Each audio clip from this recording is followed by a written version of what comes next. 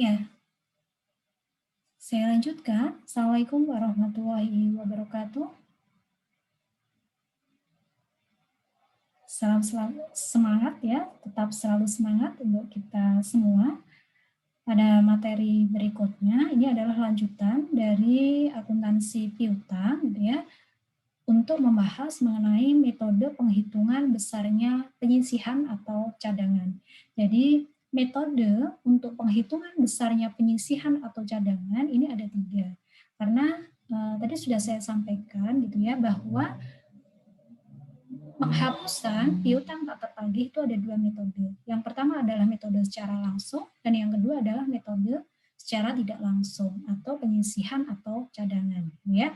Nah, untuk metode penghitungan besarnya penyisihan atau cadangan ini ada 3 metode. Yang pertama adalah metode persentase dari total penjualan kredit. Jadi, perkiraannya adalah persentase dari total penjualan kredit. Itu yang pertama, metode yang pertama.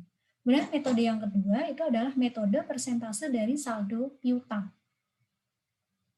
Dan yang terakhir itu adalah metode persentase dari umur piutang. Jadi mari kita bahas satu persatu, gitu ya.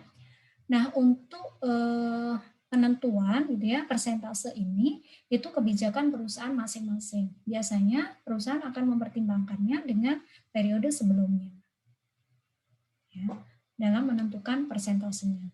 Nah, sekarang metode yang pertama, metode persentase dari total penjualan kredit.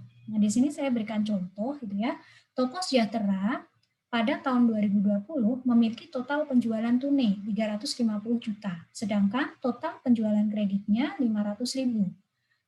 Nah, kalau di sini adalah penentuannya dari persentase total penjualan kredit, maka yang dipakai itu adalah yang 500 juta. Yang dipakai adalah yang 500 juta. Nah, perusahaan menetapkan persentase piutang tak tertagihnya 0,2%. Ini dari mana 0,2% antara perusahaan satu dengan yang lainnya tentunya berbeda-beda.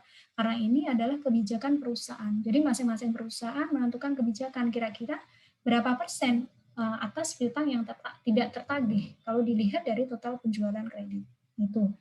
Nah, penentuan perusahaan tentunya akan mempertimbangkan di persentase periode-periode sebelumnya atau melihat kebiasaan yang terjadi dari periode ke periode atas total piutang yang tidak tertagih. Gitu. Nah, di sini diminta hitung cadangan piutang tak tertagih dan catat ke dalam jurnalnya. Nah, sekarang hitung piutang tak tertagih berdasarkan total penjualan kredit. Maka kita tinggal mengalihkan persentase piutang tak tertagih 0,2% dikali 500 juta, sehingga ketemu 1 juta. Bagaimana kalau misalnya perusahaan memiliki kebijakan piutang tak tertagih persentasenya 1%, ya sudah, berarti tinggal 1% dikali 500 juta. Gitu. Nah, ini sudah ketemu, ya total piutang tak tertagihnya itu 1 juta. Berikutnya, jurnalnya, pencatatan ke dalam jurnalnya, maka di tahun 2020 gitu ya, debitnya beban piutang tak tertagih, karena ini metode tidak langsung, maka kreditnya penyesian piutang ragu-ragu. Kalau metode langsung itu langsung berdasarkan berapa besarnya piutang yang memang benar-benar tidak bisa ditagih. Tapi kalau ini itu kan memang menggunakan metode yang tidak langsung, sehingga adanya perkiraan.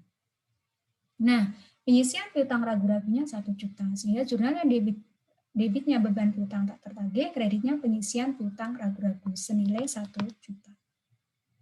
Ini metode yang pertama. Sekarang metode yang kedua, itu dari persentase atas saldo piutang. Ini contohnya sama ya, kasusnya saya buat sama memang gitu ya. Toko Sejahtera tahun 2020 memiliki penjualan tunai 350 juta. Total penjualan kreditnya 500 juta. Dan saldo piutang perusahaan senilai 200 juta. Ini saldo piutang. Perusahaan memiliki kebijakan dengan menetapkan persentase piutang tak tertagih 1% dari saldo piutang. Hitung cadangan piutang tak tertagih dan catat ke dalam jurnalnya. Maka hitung dulu piutang tak tertagihnya. 1% dikali saldo piutang berapa? 200 juta. Sehingga ketemu 2 juta. Maka jurnalnya debitnya beban piutang tak tertagih, kreditnya penyisian piutang ragu-ragu sebesar 2 juta. Selanjutnya, metode yang ketiga. Ini yang biasanya dipakai oleh perusahaan, yaitu metode persentase dari umur piutang. Jadi melihat dulu usia piutang tersebut. Semakin usianya lama, maka kemungkinan resiko tak tertagihnya itu semakin besar. Seperti itu. Tapi kalau itu baru, gitu ya, piutang itu baru, maka kemungkinan, gitu ya, yang pinjam itu masih ingat, gitu ya, kalau punya utang. Tapi kalau yang sudah lama nggak bayar-bayar itu kan kemungkinan dia lupa, ya, atau memang sengaja dilupakan, gitu kan. Nah, oke, nah ini contohnya, gitu ya, ada tabel, ya, untuk data piutang perusahaan, ya. Nah, di sini ada 3 pelanggan, toko cerdas, toko santun, dan toko wirausaha. Jumlah piutang untuk toko cerdas 1 juta, di mana ya itu ada beberapa bukti transaksi, gitu ya, ada 5 ini ya. Nah, 200.000 itu umur piutangnya di antara 0 sampai 30 hari. 200.000 lagi di antara 30 sampai 60 hari. 200.000 lagi di antara 60 sampai 90 hari. Nah, kemudian 200.000 gitu ya, itu di antara 90 sampai 120 dan 100.000 lebih dari 120 hari. Kemudian toko santun, ya, ini total piutangnya 1.500.000. Terdiri dari ini bisa dilihat ya. Dan toko wirausaha 1.300.000 bisa dilihat. Sehingga totalnya ya piutang yang dimiliki oleh perusahaan itu 3.800.000. Karena ini berdasarkan umur piutang, maka ya dilihat umur piutangnya. Ya. Nah, untuk 0 sampai 30 hari itu ada 500.000. Untuk 30 sampai 60 hari 1.300.000. Untuk 60 sampai 90 hari ya, jangka waktu piutangnya 1 juta. Untuk 90 sampai 120 hari 650. Untuk lebih dari 120 hari 350. Perusahaan menentukan persentase tak tertagih. Seperti yang saya sampaikan tadi, semakin lama maka resikonya semakin besar. Maka yang lebih dari 120 hari ini persentase tak tertagihnya 4%. 90 sampai 120 3%, 60 sampai 92%, 30 sampai 61% yang dikurang 30 hari ya jangka waktunya itu 0%. Nah, yang menentukan presentase ini siapa? Perusahaan. Dasarnya dari caranya bagaimana gitu ya. Nah, ini kebijakan perusahaan masing-masing.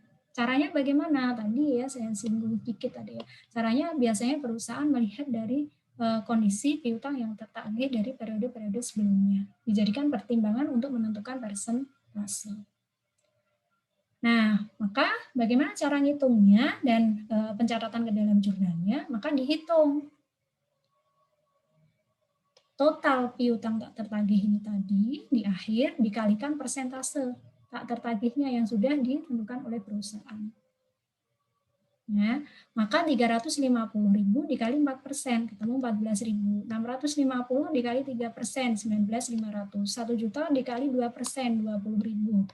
1.300.000 kali 1%, 13.000. 500.000 kali 0% ya 0 ya. Nah, nanti kalau lupa itu kadang bisa loh ini ya pas saya ngoreksi ada isinya berapapun ketika dikali 0 ya tetap 0 ya. Sehingga jumlah cadangan kerugian piutang tak tertagihnya ini tinggal dijumlah. Maka totalnya 66.500. Nah, maka jurnalnya debitnya beban piutang tak tertagih gitu ya. Kreditnya penyisian piutang ragu-ragu sebesar berapa? 66.500. Itulah metode untuk penghitungan atas besarnya penyisihan atau cadangan. Maka di sini hanya digunakan untuk metode yang secara tidak langsung. Terima kasih. Syukron. Dan mohon maaf sekali lagi. Assalamualaikum warahmatullahi wabarakatuh.